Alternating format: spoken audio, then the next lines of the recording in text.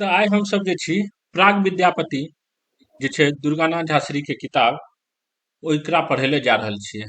हमसभ स्टार्ट कए देने छलियै और आब आगू हमसभ पढ़ै छियै।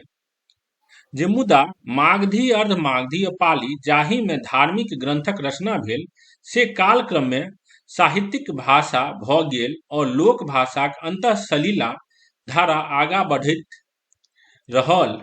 पहिले तऽ संस्कृत छलै साहित्यक भाषा, लेकिन बाद में मागधी अर्धमागधी और पालियो साहित्यक भाषा भेलै और वो लोक भाषा जे छै, कियाकि ओहि समय मागधी अर्धमागधी पाली लोक भाषा छलै, लेकिन जखन ओ साहित्यिक भाषा बने लागलै तऽ उ ओकरो साहित्यिक भाषा के रूप में विकास होए लागलै। परंच विदेह जनपदीय भाषाक विकासक एहि क्रम में तकर वास्तविक स्वरूप के स्पष्ट केनिहार कुनहु लिखित साहित्य उपलब्ध नहीं होइत अछि। परंतु विदेह जनपदीय भाषाक विकासक एहि क्रम में तकर वास्तविक स्वरूप के स्पष्ट केनिहार कोनो लिखित साहित्य उपलब्ध नहीं छै। हमरा सबके कोनो लिखित साहित्य नहीं उपलब्ध छै जैसे हम कह सकी जे विदेह जनपद के जे भाषा जे छलै ओकर केना विकास भेलैया। ओहि समय के विदेह जनपद के भाषा कथी छलै? मागधी अर्धमागधी और पालिये। सही छै? हाँ एहि अनुपलब्धिक कारण दुईटा भऽ सकै छै, लिखबाक कठिनता तऽ तहिया अत्यावश्यक संस्कृत ग्रंथेटा लिखल जाइत छल और लोक भाषा साहित्य मौखिके रहैत छलाह। और दोसर बात की छै, एहि भूभाग में पैघ राजाक अभाव। आब ई कह रहल छै जे विदेह जनपद में मागधी छलै, अर्धमागधी छलै, पाली भाषा के विकास भेलैया, लेकिन ओकर हमरा कोनो किताब नहीं भेटै छै। एकर दूटा कारण, जे लोक साहित्य जे छलै ओ बेसिकली मौखिके रहै छलै, तैं हमरा ओहि समय के कोनो साहित्य नहीं भेटै छै। और दोसर गप ई छै जे एहि भूभाग में मिथिला में कोनो एहन पैघ राजा नहीं छलै जे किताब एहन लिखबैतियै। जखन विदेह में कर्नाट क्षेत्रीय राजाक 11वीं शताब्दीक अंत में स्थापना भेल तऽ एहूठाम देशी भाषाक महत्व बढ़ल और तकर लिखित साहित्यिक क्रमिक विकास होय लागल। तऽ लिखित साहित्य के क्रमिक विकास कहिया भेलैया? मिथिला में कर्नाट वंश के जखन राजा एलै। कोनो दिक्कत नहीं। तऽ एतऽ हमसब पढ़लियै जे एहिठाम जे छै हमरा सबके लिखित साहित्य नहीं भेटाबै छै, कियाकि लोक भाषा जे छलै वो मौखिक छलै और एतऽ लोक भाषा के साहित्य जे छलै वो मौखिक छलै और एतऽ कोनो पैघ राजा नहीं भेटलै। हम दोसर गप की कह रहल छै, जखन विदेह में कर्नाट क्षेत्रीय राजाक 11वीं शताब्दीक अंत में स्थापना भेल तऽ ओहूठाम देशी भाषाक महत्व बढ़ल और तकर लिखित साहित्यिक क्रमिक विकास होय लागल। तऽ लिखित साहित्यिक क्रमिक विकास कहिया से मिथिला में स्टार्ट भेलै? विदेह में स्टार्ट भेलै जखन कर्नाट क्षेत्रीय राजा सब एतऽ एलै। एहि से पूर्व एहिठामक विद्वान लोकनि अन्य देशीय राजाक ओहिठाम आश्रय पबैत छलाह और साहित्यिक रचना करैत छलाह। उदाहरणार्थ कालिदासक उल्लेख कयल जा सकैत छै। ई मैथिले छलाह कालिदास, से प्रसिद्ध अछि। कालिदास मैथिल छलै यौ, ई जानै छियै अहाँ? मिथिले हाँ, हाँ वाह, कालिदास मैथिले छलाह। ई महाकवि एते उज्जैनक हाँ एते प्रूव केने छथिन, देखियो ना, पढ़ियो ना आगू। उदाहरणार्थ उल्लेख कयल जाय जे ई मैथिले छलाह से प्रसिद्ध अछि। ई महाकवि उज्जैनक विक्रमादित्यक राजाश्रय में रहैत छलाह। विक्रम संवत प्रथम शतक में ईस्वी पूर्व प्रथम शतक महावीरक निर्माणक 400-500 वर्षक पश्चात ई अपन नाटक में जाहि प्राकृत भाषा के प्रयोग केने छथि से हुनका मैथिली और हुनक प्राकृत के तत्कालीन मैथिली जनपद। कालिदास कोन किताब लिखलकै कहू? 3 गो 4 गो लिखने छै एखन। रुक जो ई रहे मेघदूतम एगो इहो छै। और किछ छै जे बहुत बढ़िया छै, नाटको सब छै। हाँ, कालिदास के विक्रम वर्ष से पढ़ू। ई तऽ अपन नाटक में जाहि प्राकृत भाषा के प्रयोग केने छथि से हुनका मैथिली और हुनक प्राकृत के तत्कालीन मिथिला जनपदीय भाषा सिद्ध करैत अछि। विक्रमो वर्षीय त्रोटकक चतुर्थ अंकक निम्नलिखित दोहा और तकर निम्नलिखित रूपांतर द्रष्टव्य थिक। मूल मैं जानिए मील औलनी मिसियर कोय हरे जाब न बिसरी सामली धराहर बड़ी सय। भगवान ने की मतलब छै? उपर्युक्त उद्धरण मैथिली भाषाक सबसे प्राचीन स्वरूप कहल जा सकैत अछि। बात बुझलिए? तकर हाँ पश्चात 11वीं शताब्दी से ल 14वीं शताब्दी धरि मिथिलेतर प्रांत में रचित किछु एहन साहित्य उपलब्ध होइत अछि जकर मध्य मिथिला अपभ्रंश कतेक प्रवृत्तिक समाहार भेटैत अछि। आब हमरा सबके मैथिली शब्द सब जे भेटतै ओकरा बारे में पढ़ै ले जा रहल छियै। तकरा पश्चात 11वीं शताब्दी से ल 14वीं शताब्दी धरि मिथिलेतर प्रांत में मिथिला के बाहर प्रांत में रचित किछु एहन साहित्य उपलब्ध होइत अछि जकर मध्य मिथिला अपभ्रंशक कतेक प्रवृत्ति समाहार भेटैत अछि। एहने एकटा कृति थिक काशिक दामोदर पंडित कृत युक्ति व्यक्ति प्रकरण, जकरा ओ गढ़वाल राजकुमार के देश भाषा पढ़ेबाक हेतु 11वीं शताब्दी में रचल। त काशिक दामोदर पंडित कृत युक्ति व्यक्ति प्रकरण जे किताब छै ओहि में मैथिली शब्द हमरा सबके भेटै छै। एहि मध्य पढ़ब लिखब अभ्यास करत आछ अपन कर ओ जे कारक विभक्तिक प्रयोग यत्र तत्र भेल अछि। एही प्रकारे 11वीं शताब्दीक रचना रोडा कवि कृत राउल बेल नामक ललित काव्य दिशि ध्यान आकृष्ट होइत अछि जे शिक्षा लेखन रूप में मालवक धार नामक स्थान में प्राप्त भेल। आब दोसर किताब के नाम दे रहल छै जतऽ से हमरा सबके मैथिली के शब्द भेट रहल छै। रोडा कवि कृत राउल बेल। ओ शिलालेख संप्रति Bombay prince of Wales museum में सुरक्षित अछि। ई बम्बई के प्रिंस ऑफ वेल्स म्यूजियम में छै। एकरा सर्वप्रथम प्रकाश में अनबाक श्रेय छनि डॉक्टर हरि वल्लभ भायानी के। एही कति मध्य टकनी गौरी मालवीय प्रभृति 6 देशक नायिकाक नख शिखक वर्णन अछि। ओ स्वतत्त प्रांतक भाषा में स्वयं कवि उक्ति छै रोडे राउल बेल बखानी पुनु त ऐसा जैसी वाणी। नख शिख के वर्णन तो बतेने छलो। ई सब हेलो हाँ हाँ हाँ नख शिख के वर्णन की होइ छै?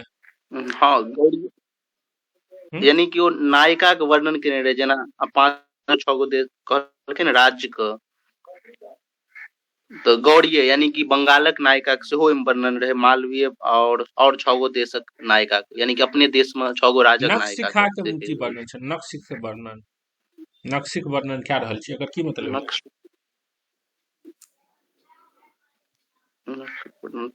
रूप सब शायद वर्णन हेतै। नख मतलब की छै? नाखून।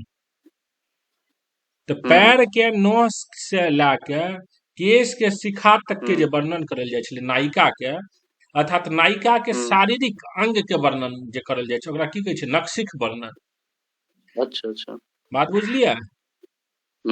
हाँ जे नायिका के शारीरिक अंग के जे ओकर नाक केहन छलै, ओकर कुछ केहन छलै, हाथ केहन छलै, पैर केहन छलै, ई सब के वर्णन यानी विद्या कि ऊपर से नीचा तक के वर्णन भेलै। हाँ तै ने भेलै नख नख मतलब नाखून, शिख मतलब केश के शिखा कहै छियै।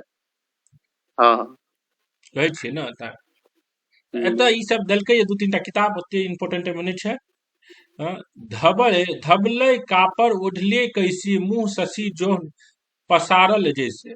एतऽ ओढ़ल और पसारल स्पष्टतः मिथिला भाषा क्रियापद थिक ओढ़ल पसारल। बात बुझलियै? कैसे जैसे के प्रचुर प्रयोग मैथिली प्राचीन साहित्यिक भाषा में भेटैत अछि। आब ई देख रहल छियै ई सब शब्द हमरा सबके मिथिलोत्तर मिथिला के बाहर कतऽ कतऽ मैथिली शब्द भेटलै ओकरा बारे में छै। एतदी अतिरिक्त खोपा, जनी, भुलसी, बोलसी, कतहु, दिठी, देखी, मीठ, जनु आदि मैथिलीक अनेक शब्दावली प्रयुक्त अछि। छोट छोट वाक्य रचना मिथिला भ्रंशक अनुकूल अछि। ओ अनन्य व्याकरण संबंधी प्रवृत्ति में सेहो समानता अछि। तऽ ई हमरा सबके पता चललै जे मैथिली के शब्द सब हमरा सबके केना केना बाहर में भेटलैया एहि पैराग्राफ से। अहिना चालुक्य वंशक द्वितीय महाराज सोमेश्वर भू लोकमल्लक राजाश्रय में रचित मानुषोल्लास अभिलाषार्थ चिंतामणि नामक संस्कृत ग्रंथक संगीत विषयक खंड गीत विनोद में एकटा दशावतार वर्णन विषयक गीत उद्धृत अछि, जाहि में मिथिला भाषाक स्पष्ट प्रयोग भेटैत अछि।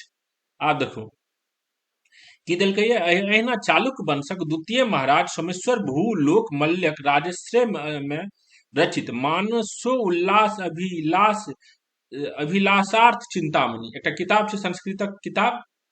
एहिमे की मैथिली भाषा के शब्द के यूज भेलै। संगीत विषयक खंड गीत विनोद में एकटा दशावतार वर्णन विषयक गीत उद्धृत अछि, जाहि में मिथिला भाषाक स्पष्ट प्रयोग भेटैत अछि। ई किताब में भेटै छै। छाहू मैं जाय गोविंद स खेलन, नारायण जगत कर गोसाई, जैन रसातल तलु मत्स्य रूपे वेद अनौली, ते संसार सागर तोरनी मह तो राखो नारायणी। एही प्रकारक छाड़ू अनेक छाड़ू छाड़ू यानी कि छोड़ा छोड़ो कहे छै। छाड़ू छाड़ू मैं जायब गोविंद स खेलन, हाँ जगत नारायण जगत कर गोसाई। एही प्रकारक अनेक तीर्ण वितीर्ण दृष्टान्तक अतिरिक्त एहि दृष्टिए अत्यधिक महत्वपूर्ण अछि हेमचंद्र रचित प्राकृत व्याकरण, जाहिमे उद्धृत कतेक अपभ्रंश दोहा। हेमचंद्र अपभ्रंशक प्रकांड विद्वान और जैन मतक प्रसिद्ध आचार्य छलाह। बात बुझलियै? हेलो, तो हम सब पढ़ि रहल छलियै कथी, जे एही प्रकारक अनेक किर्ण विकीर्ण दृष्टान्तक अतिरिक्त एही दृष्टि अत्यधिक महत्वपूर्ण अछि हेमचंद्र रचित प्राकृत व्याकरण में उद्धृत कतेक अपभ्रंश दोहा। जेना हम सब पाणिनि ककरा कहै छै? पाणिनि के छै संस्कृत के? संस्कृत के सबसे पहले व्याकरण लिखलखिन पाणिनि। कोन संस्कृत? अथी की कहे छै लौकिक संस्कृत। लौकिक संस्कृत के जे अपना सब बात उस समय में। हाँ, और प्राकृत के पाणिनि ककरा कहै छियै? दीनबंधु झा। मैथिली के पाणिनि कहै छै दीनबंधु झा। मैथिली के दीन, प्राकृत के पता नहीं। हेमचंद्र। हेमचंद्र एतऽ देने छै ने हेमचंद्र, एकरे प्राकृत के पाणिनि कहै छियै।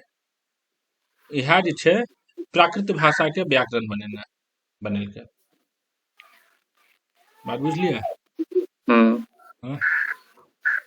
इहो एकटा याद राखू जे संस्कृत के पाणिनि, प्राकृत के पाणिनि और अपन मैथिली के पाणिनि अछि। हेमचंद्र रचित प्राकृत व्याकरण में उद्धृत कतुक अपभ्रंश दोहा। हेमचंद्र अपभ्रंशक प्रकांड विद्वान और जैन मतक प्रसिद्ध आचार्य छलाह। ओ गुजरात में सोलंकी सिद्धराज जय सिंह द्वारा संरक्षण पाबी ओतहि प्राकृत व्याकरणक रचना 12वीं शताब्दीक मध्यकाल में क लोक भाषा के रूप में विकसित होइत अपभ्रंश के व्याकरणिक गरिमा प्रदान केल। बात बुझलियै? तऽ एते कहानी ने हमरा याद राखे के छै, हमरा ई याद राखे के छै जे हेमचंद्र द्वारा रचित प्राकृत व्याकरण में बहुत मैथिली शब्द भेटलैया। प्राकृत व्याकरण में उद्धृत अनेक दोहा में मिथिला अपभ्रंश अथवा प्राचीन मिथिला भाषा के व्याकरणिक अथवा अभिव्यक्ति मूलक प्रवृत्तिक स्पष्ट उदाहरण भेटी जाइत अछि। अतः एही प्रकारक दोहा के मैथिलीक अपभ्रंश साहित्य मद परिगणित करब सर्वथा उचित थिक। एही प्रकारक दोहा के मैथिलीक अपभ्रंश साहित्यक मद, मैथिलीक अपभ्रंश साहित्यक मद अहाँ एकरा कए सकै छियै। हेमचंद्र मैथिल नहीं छला, परंतु जैन धर्मक उद्भव ओ विकास विदेह में भेल छला और जैन धर्मक आदि ग्रंथ अर्धमागधी में रचित भेल छला। अतः अन्य देशीय जैन विद्वानक लोक भाषा में हुनका लोकनिक अपन अपन धर्मक भाषा विदेह जनपदक भाषाक समाहार सर्वथा स्वाभाविक थिक। अब हेमचंद्र तो मैथिल नहीं छले, लेकिन ओकर किताब में किया मैथिल शब्द प्राप्त भेलै, कियाकि महावीर के बारे में वो लिखल के और महावीर छले विदेह के, तैं ओकरा वर्णन करे में मैथिली शब्द के यूज करलकै ये। एहि मध्य उद्धृत अपभ्रंश दोहा सबटा हेमचंद्रक रचना नहीं थी। वो अपना से पूर्वक अनेक रचना के प्रमाणक हेतु उद्धृत केने छल हेता, जाहि मध्य कतेक अज्ञात मैथिली कविक सुप्रचलित रचना छल हेता। आब जे हेमचंद्र के जे किताब छै प्राकृत व्याकरण, ओकरा बारे में कह रहल छै जे एहिमे सबटा हेमचंद्रे द्वारा लिखित रचना नहीं छलै। ओकरा से पूर्व, हेमचंद्रो से पूर्व जे मिथिला के आदमी सब जे लिखने है छले किताब सब, कहानी सब, पद सब, ओकरो हेमचंद्र अपन किताब में जगह देलकै। उदाहरणार्थ किछु दोहा प्रस्तुत अछि। मैथिल अंगही अंग न मिले हली, अहर अहरू न पत्तू, पिय ज्योतिन मुंह कमलू, एमय सुरय समन्तु। अब ई सब पद के छोड़ दिया, एते नहीं पढ़े के छै, खाली हमरा से देखो। उपर्युक्त उदाहरण में प्रयुक्त ही, ए, हाँ प्रभृति विभक्ति प्रत्यय ओही रीतिक अछि जाहि रीतिक वर्ण रत्नाकर कृतिलता अथवा प्राचीन पदावली में प्रचुरता व्यवहृत अछि। जोहब, नोन, बिलाइच, पानी, आन्ही, गलय, मिलन, काज, आगि प्रभृति सुप्रचलित मैथिलिक शब्दावली थिक। एही प्रकारक प्राकृत व्याकरण में अनेक अपभ्रंश दोहा अछि जकरा मैथिलीक अपभ्रंशक साहित्यक एकांत संपत्ति कहल जा सकैत अछि। विस्तारक हेतु दृष्टव्य थिक मैथिली प्रकाश में प्रकाशित हमर प्रबंध प्राकृत व्याकरणक अपभ्रंश दोहा में मिथिला भाषा के बीज। अतः हमरा की भेटले जे हेमचंद्र द्वारा जे प्राकृत व्याकरण किताब छै ओहिमे बहुत मैथिली शब्द भेटै छै। एग्जाम पर्पस ले एतने जाने के छै हमरा, आ दू चार टा शब्द लिख देबै, बुझलिए? हाँ, प्राकृत व्याकरणक पश्चात मिथिला अपभ्रंश साहित्यक अमूल्य निधि के रूप में प्राकृत पैंगलम में छंद सभिक उदाहरणक हेतु उद्धृत अनेक रचनाक उल्लेख कयल जा सकैत अछि। आब हम देखू प्राकृत व्याकरण में हम वर्णन कए देलिए जे हमर मैथिली शब्द भेटल ये। ओकर बाद कोन किताब के नाम आबि रहल छै? प्राकृत पैंगलम। हाँ, पैंगल के की मतलब छै? छंद। आ छंद के की मतलब होइ छै? छंद यानी कि जे सुने में नीक लागे, अथी रहे, लयबद्ध। बच्चा वाला डेफिनेशन नहीं दिया, सुने में नीक लागे। सुने में की नीक लागे छै? किछो नहीं नीक लागे छै हमरा। हाँ? अरे छंद जे लयबद्ध रहे। लय के की मतलब होइ छै? देखो टेक्निकल डेफिनेशन होय के चाही जे कियो अहाँ के अगर आम मतलब आम होइ छै, आम मतलब इमली ने, लय की होइ छै? लय जे धुन से बनै छै, आ धुन ओकरा कहै छै जे धुन ओकरा कहै छै जे सुनै में नीक लागे। किछो नीक धुन की होइ छै? एना नहीं होइ छै। टेक्निकल डेफिनेशन ई होइ छै नीक लगने, खराब लगने। की हमरा नीक लागे छै? हमरा किछ नहीं नीक लागे छै। देखू छंद की होइ छै, जे कविता जे लिखल जाइ छै ना, ओहिमे मात्रा फिक्स रहै छै, वर्ण फिक्स रहे छै। एक लाइन में कते वर्ण देबै, कते मात्रा देबै, वो फिक्स मानल जाइ छै। बात बुझलिए? जेना चौपाई, चौपाई छंद के नाम छै। अहाँ हेलो कहियो, जेना चौपाई एगो छंद भेलै, एकर की मतलब भेलै? जे चौपाई छंद में जे रचित पद हेतै ओहिमे 16 मात्रा हेतै या 16 वर्ण हेतै। कनी कंफ्यूजन छै मात्रा वर्ण में, वर्ण अलग चीज होइ छै, मात्रा अलग होइ छै। लेकिन अहाँ इतने बुझू, चौपाई छंद जे छै, अगर कोनो पद के कहै छी, कोनो कविता चौपाई छंद में लिखल छै, ओकरा में 16 गो मात्रा हेतै। 16 गो मात्रा है कहाँ छै? होइ छै, अहाँ गिन लेबै। एकरा जे छै ने 12 गो मात्रा है छै। कथी 12 गो मात्रा होइ छै? देखियो, आक मात्रा, हर्षिक मात्रा, दीर्घिक मात्रा, हर्षुक मात्रा, ऋक मात्रा नहीं कह रहल छी। मात्रा, एक मात्रा, देखू उप मात्रा, बतबै, उप सुनू मात्रा, सुनू ऋक मात्रा, लिंग मात्रा। नहीं नहीं वहाँ मात्रा नहीं बुझल छै अहाँके हम बताब शब्द की होइ छै अक्षर की होइ छै वर्ण की होइ छै मात्रा की होइ छै राम में कएटा मात्रा छै राम राम रुकू एक मिनट आबै छी।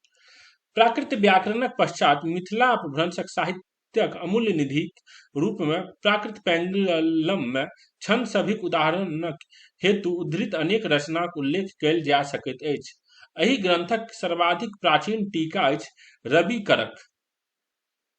रविकर करक अच्छा प्राकृत पेंगुलम के बहुत टीका लिखलकै है रवि करो एक नाम छै रवि कर हरिहरक बालक छला आब देखू टीका की होइ छै टीका की होइ पता छलै है हाँ देखू पहले की होइ छलै जे संस्कृत में लिखल रहै छलै पद में अब सबके तो समझ में नहीं आबै छलै संस्कृत के पद समझना बड़ा मुश्किल छलै तो आदमी सब ओकरा एक्सप्लेन करै छलै तो ओकरा टीका लिखै छलै प्रकांड पंडित जखने हम कोनो वेद छै हाँ वेद के आब हम टीका लिखबै ओकरा वो पढ़बै तो वेदांत यौ ना वेदांत वेद के समझाइए के लेल ना वेदांत लिखलकै नहीं वो अलग कहानी छै वेदांत के अलग कहानी छै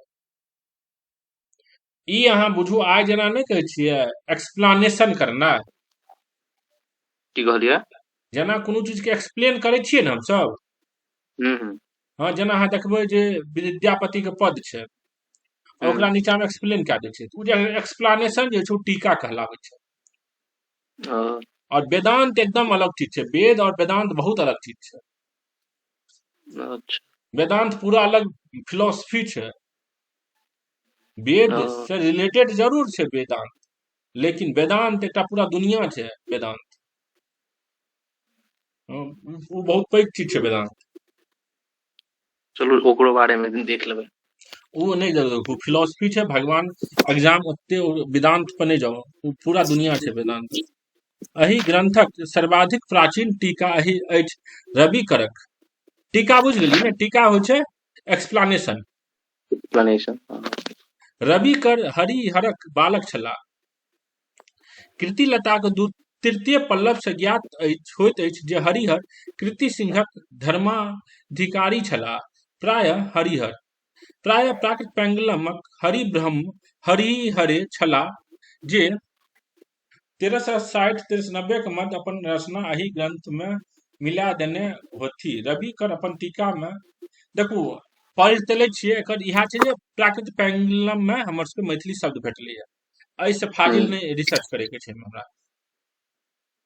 रवि कर अपन टीका में पूर्व रचित एक अन्य टीका के उल्लेख केने छथि एहि से सिद्ध होइत अछि जे प्राकृत पेंगलमक रचना हुनका से बहुत पूर्व भ चुकल छल और ओ एहन ग्रंथक रूप में मन छल जे ओकर टीका करब विद्वताक कार्य बुझल जाइत छल परंतु एहि मध्य हमीरक सभा कवि सारंगधरक हमीर रासो से अनेक छंद उद्धृत अछि आब देखो ई जे प्राकृत पेंगलम में बहुत छंद सब उद्धृत छै हमीर रासो से हमीर और अलाउद्दीनक युद्धक वर्णन अछि ई युद्ध 1303 ईस्वी में समाप्त भेल तै प्राकृत पेंगलमक रचना तकर पश्चात 1310 ईस्वी के समकाल में भेल छल से संभव परंतु एहि मध्य उद्धृत रचना ताहू से पूर्वक 100 या 200 वर्ष पूर्वक हो तऽ कोनो आश्चर्य नहीं कारण प्रमाणक हेतु उद्धृत रचनाक प्राचीनता स्वयं सिद्ध विषय थीक प्राकृत पेंगलम के अनेक रचना की भाषा विज्ञान और व्याकरणक दृष्टि आकि ऐतिहासिक साक्ष्य दृष्टि मैथिली साहित्यिक अमूल्य संपत्ति थीक आब लिख सकै छियै प्राकृत पेंगलम अनेक रचना की भाषा विज्ञान और व्याकरणक दृष्टि और ऐतिहासिक साक्ष्यक दृष्टि मैथिली साहित्यक अमूल्य संपत्ति छै ई लाइन एकदम याद रखिए भाषा विज्ञान व्याकरण ऐतिहासिक साक्ष्यक रूप में मैथिली साहित्यिक अमूल्य संपत्ति छै प्राकृत पेंगलम कतेक छंद तऽ मूल ही रूप में अविकल मैथिलिक लगैत अछि सोहर तोहर संकट संहार पवन वह शरीर दह मयन हन तबै मन आ किछु कनिये वर्ण परिवर्तन कऽ देला से मैथिली भऽ जाइत अछि ई सब छै प्राकृत पेंगलम के शब्द सब अहिना ऐतिहासिक दृष्टि हरिब्रह्मम द्वारा मिथिलाक सुप्रसिद्ध सप्त रत्नाकर कार में महामहोपाध्याय चंडेश्वर ठाकुरक वंदना स्पष्ट तऽ एकरा मिथिला भ्रंशक कविता सिद्ध करैत अछि फिर कविता देलकै प्राकृत पेंगुलम। प्राकृत पेंगुलम कतेक कविता में मिथिलाक जीवन रीति, व्यक्तित्व और भावधारक बड़ यथार्थ चित्रण भेल अछि। ओ ताहि से एहन रचना मैथिलित्व सिद्ध भऽ जाइत अछि। इहो देलकै अर्थात केरा के पात में दूध से युक्त ओगरक भात और गायक घृत, मोदनी माछ और नालिच गाछक साग, पटुआ के गाछ प्रिया के देल जाइत अछि, ओ पुण्यवान द्वारा खायल जाइत अछि। बात बुझलियै?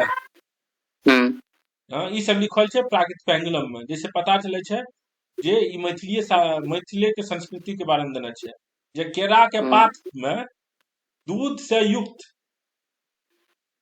अगोरक भात आ गायक घृत आ मोदनी माछ होइ छै आ पटुआ के साग खेलकै। एहिठाम मिथिला के विशिष्ट भोज सामग्री वर्णन अछि। भोजन सामग्री मिथिला के छै वर्णन। मौनी माछ भेल भुन्ना माछ, आ पाली गच्छा भेल पटुआ साग। भुन्ना माछ होइ छै ने, जानै छी भुन्ना माछ? हाँ, नाम सुनै छी। ओगरक प्रसंग वन रत्नाकर में लिखल अछि। कर्पूर मंजरी क्षीरोदक लोहरी प्रवृत्ति ओगर। देखो, तात्पर्य भेल सुगंधित प्रकारक मेही धानक चाउर। ओगरक चाउर की भेलै? मेही धानक चाउर होइ छै। गायक घृत आ दूध प्रसिद्ध अछि, तथा केरा पात पर भोजन करब एतऽ आइयो प्रशस्त अछि। आइयो आदमी केरा पात पर भोजन करै छै। आ गाय के घी आ दूध तो सब दिन से फेमस रहबे करले, रहबे करते। कविताक अंतिम चरण से मिथिला के दाम्पत्य जीवनक रसिकता और माधुर्य अभिव्यक्त होइत अछि। उपयुक्त कविता सब में प्रयुक्त विभक्ति प्रत्यय, क्रिया संज्ञा, सर्वनाम, अव्यय आदि एकटा स्पष्ट रूप से मिथिला भाषाक रचना सिद्ध करैत अछि। कारण ओ सब ओहिना ओहि रीतिये ओहि प्रकारक भाषागत संकट से युक्त भ वन रत्नाकर, विद्यापति पदावली और अनन्य मध्यकालीन रचना सब में प्रयुक्त भेल भेटैत अछि। एतबता ई रचना सब मैथिली साहित्यिक अभिन्न अंग थिक। एहि प्रकार से पता चले छै जे ई सब रचना जे छै मैथिली का साहित्य। तो एते जे हम सब पढ़लिए, एकर इहा भेलै जे हेमचंद्र के किताब में जे प्राकृत व्याकरण छै ओहि में भेटै छै, और प्राकृत पेंगुलम में भेटै छै। एते एक्सप्लेन तो हमरा परीक्षा में कहियो नहीं कर क्या सकबै, नहीं करे के जरूरत छै। जे मोटा मोटी जे हमरा सबके पता चलले उ लिख देबै। जे हेमचंद्र वाला में आ प्राकृत पेंगुलम में जे हमरा सबके दू तीन टा चीज प्राकृत पेंगुलम के बारे में पता चलले। खाली शब्दे टा नहीं भेट रहल छै प्राकृत पेंगुलम में मैथिली के। मैथिली मिथिला के संस्कृतियो भेटै छै ओहिमे हमरा सबके। हाँ, मिथिला के प्राचीनतम संस्कृति के अगर जाने के क्वेश्चन एतै तो हम प्राकृत पेंगुलम के लिख सकै छियै। बात बुझलियै? हाँ। मिथिला क्षेत्र में चिड़िया पद के छाड़ वन रत्नाकर पूर्वक कोनो निर्दिष्ट मिथिला अपभ्रंश साहित्य उपलब्ध नहीं होइत अछि। आब देखू, आब ई सब में तो खाली शब्द भेटल छलै मैथिली के। आब हमरा सबके मिथिला अपभ्रंशक साहित्य जे छै वो कोन तो खाली चर्या पद और वन रत्नाकर भेटलै। ओकरे छै मिथिला क्षेत्र में चर्या पद के छाड़ वन रत्नाकरक पूर्वक कोनो निर्दिष्ट मिथिला अपभ्रंश साहित्य उपलब्ध नहीं होइत अछि। हेलो, हाँ आवाज आबि रहल है। मिथिला क्षेत्र में चर्या पद के छाड़ वन रत्नाकरक पूर्वक कोनो निर्दिष्ट मिथिला अपभ्रंश साहित्य उपलब्ध नहीं होइत अछि, परंतु मौखिक रूप में मिथिला भाषाक विकासक यत्र तत्र आभास भेटैत अछि। लिखित किताब तो हमरा किछु नहीं भेटैया मिथिला अपभ्रंश साहित्य में, लेकिन मौखिक बहुत किछु भेटै छै। खिष्ठा शब्दक आरंभ होइत होइत अपभ्रंश रूप में खिष्ठा बदक। खिष्ठा बदक मतलब बुझे छियै? हाँ नहीं। खिष्ठा बदक आरंभ होइत होइत खिष्ठा बदक आरंभ होइत होइत अपभ्रंश रूप में मैथिली भाषाक व्यक्तित्व स्पष्ट भ चुकल छल, जे लोक भाषाक रूप में अनवरत विकासोन्मुख छल। आब नहीं मालूम है खिस्टा बदक हमरा जे खिस्टा बही एगो छै खिस्टा बही के लेकिन एहिमे ई कहने छै जे संस्कृत में पहले एहन एहन शब्द के प्रयोग होइत रहे, बाद में जे छै लोक भाषा में सेहो हुआ लगले। चलू तऽ आगे पढ़ै छी। पाछा एहन लोक भाषाक शब्द सब मिथिलाक संस्कृत विद्वान द्वारा संस्कृत टीका सभी में स्पष्टता संपादनक हेतु प्रयुक्त भेल। नवम शताब्दी में वाचस्पति मिश्र अपन भामती मध्य हरि शब्दक प्रयोग कैल। ई याद राखि, ई शब्द परीक्षा में लिखे पड़ै छै। हाँ जे नवम ई नहीं शताब्दी तो में important। वाचस्पति मिश्र अपन भामती मध्य हरि शब्दक प्रयोग कैल। 11वीं शताब्दी में सर्वानंद अपन अमर कोशक टीका मध्य 300 से 400 शब्द मिथिला भाषा के प्रयुक्त कैल। पश्चात 14वीं और 15वीं शताब्दी में मिथिला भाषा शब्दक प्रयोग करब संस्कृत टीकाक अनिवार्य विशेषता भ गेल। पश्चात 14वीं 15वीं शताब्दी में मिथिला भाषा शब्दक प्रयोग करब संस्कृत टीकाक अनिवार्य विशेषता भ गेल। तथा चंडेश्वर ठाकुर, रुचिपति ठाकुर, जगद्दार, वाचस्पति, विद्यापति प्रभृतिक टीका सभी मध्य स्पष्टता संपादनक हेतु अनेक मैथिली शब्दक प्रयोग भेटैत अछि। तो सबसे पहले हमरा नवम शताब्दी में वाचस्पति मिश्र अपन भामती मध्य हरि शब्दक प्रयोग करलखिन। 11वीं शताब्दी में सर्वानंद जे छै मैथिली शब्दक प्रयोग करलक यऽ, और 14वीं 15वीं शताब्दी से तऽ ई आम बात भए गेलै, सब यूज करे लागल। लोक भाषा साहित्यिक रूप में बिरहा, चाचे, लौरिक, लगनी, चौपाई प्रभृतिक चर्चा वर्ण रत्नाकर में भेल अछि, परंतु एकर लेखबद्ध प्राचीन रूप प्राप्त नहीं होइत अछि। लोक भाषा साहित्यिक, आब देखू हम सब की माने छी, वर्ण रत्नाकर जे छै चर्यापद के बाद सबसे प्राचीन किताब, लेकिन वर्ण रत्नाकरों में किछ लोक साहित्य के नाम देने छै। उ साहित्य के की छै, बिरहा, चाचे, लौरिक, लगनी, चौपाई, लेकिन एहि साहित्य के लिखित रूप हमरा सबके नहीं भेटै छै। हेलो म्यूट केने रहूं, पढ़ू कनी। ठीक छै, ऊपरे से पढ़े छी। लोक भाषा साहित्यक रूप में विरहा, चाँचर, लोरिक, लगनी, चौपाई आदि के चर्चा वर्ण रत्नाकर में भेल अछि, परंतु एकर लेखबद्ध प्राचीन रूप प्राप्त नहीं होइत अछि। कहै छै जे वर्ण रत्नाकर में तऽ लोक साहित्य के चर्चा भेल छै, लेकिन ओ ओहि समय में लिखल गेल रहे तकर लेखबद्ध नहीं भेटलै। परंतु एही कोटिक ग्रामीण जीवन से संबंध, यात्रा, कृषि, शकुन आदिक ज्योतिष विषयक डाकक वचन अछि, जे अधिकांशतः लोक जीवा में युगांतर से चल आबैत अपन भाषागत रूप बदलैत रहल। कहै छै लेकिन ओहि समय में जे ग्रामीण जनजीवन में जे यात्रा, शगुन आदि सब कृषि सब के बारे में जे लोक जनजीवन में चल आबैत रहे, अपन ओकर जे छै सेहो भाषा सब जे छै बदलैत रहले। मुदा अनेक 300-400 वर्ष पुरान हस्तलेख ग्रंथ सभहि मध्य प्रमाणत्वेन उद्धृत भेल तत्कालीन मिथिला अपभ्रंशक अध्ययनक यत्किंचित मार्ग प्रशस्त करैत अछि। यानी कि ओहि समय में जे मिथिला अपभ्रंश, तत्कालीन ओहि समय के मिथिला अपभ्रंशक अध्ययनक दृष्टि जे छै ओ सब इम्पोर्टेंट छै, महत्व छै, और मैथिली केना विकास भेलै तकर ओ मार्ग जे छै प्रशस्त करे छै। 13वीं-14वीं शताब्दी में प्रमाणक हेतु उद्धृत हेबाक कारणे ई तथ्य सहजहि स्थापित होइत अछि जे ओ वचन सब ताहि से बहुत पूर्वक रचना थिक। 13वीं-14वीं शताब्दी में पता चले छै जे ओ सब जे रहे, यानी कि कृषि सब पर लिखल या फिर लोरिक विजय सब, ई सब जे छै बहुत पूर्वक रचना रहे। डाकक वचन समग्र उत्तर भारत में प्रचलित अछि। उत्तर भारत में पूरा प्रचलित रहे डाक वचन, आ से विभिन्न भाषा में, सब भाषा में। डाक के छला आ कहिया अवतीर्ण भेला ताहि में मतभेद अछि। डाक के छले एकर कोनो पता अता नहीं, परंतु दंत कथा अछि जे, लेकिन लोक सब ई कथा कहै छै जे ओ वाराह मिहिरक वीर्य सँ एक अहिरक क्षेत्र में उत्पन्न भेल छला, यानी कि ओ एक अहिर यानी कि यादव वंश में उत्पन्न भेल रहे।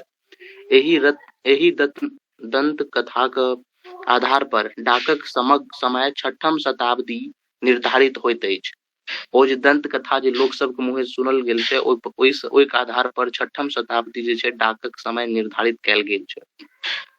कहे छै विस्तार से अगर जाने के हुए डाकक बारे में तो श्री जीवानंद ठाकुरक मैथिली डाक ई पढ़ियो जाकर।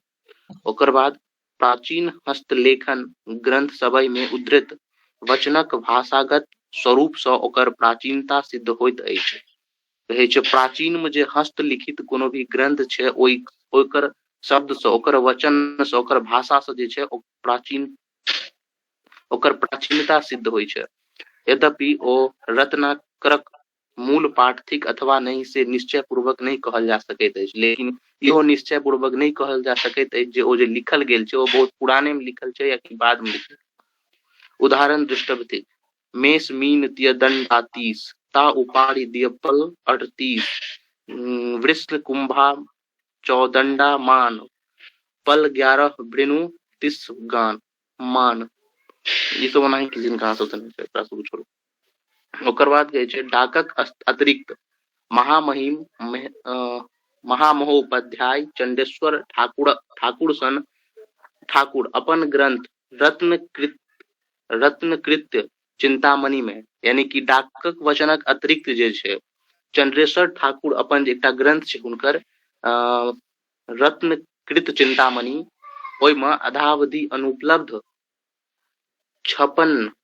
छपनक जातक कपालिक जातक आदि के ग्रंथ सँ मिथिला भ्रंशक किछु वचन प्रमाण त्वेन उद्धत केने छथि। ओ अपन ग्रंथ में जे छै दूटा ग्रंथ सँ, कोन ग्रंथ सँ, छपनक जातक और कपाली जातक ग्रंथ सँ मिथिला भ्रंशक किछु वचन जे छै ओहि में प्रमाण स्वरूप उद्धृत केने छथिन, लिखने छथिन, जाहि सँ मिथिला भाषा में साहित्यिक रचना के परंपरा सेहो प्रमाणित होइत अछि। जहि सँ पता चलै छै जे प्राचीन समय में जे छै मिथिला में साहित्यिक रचना सेहो होइत रहे। उदाहरण सेहो देल छै साइड। अस्सिन रवि सोमः चित्ती एक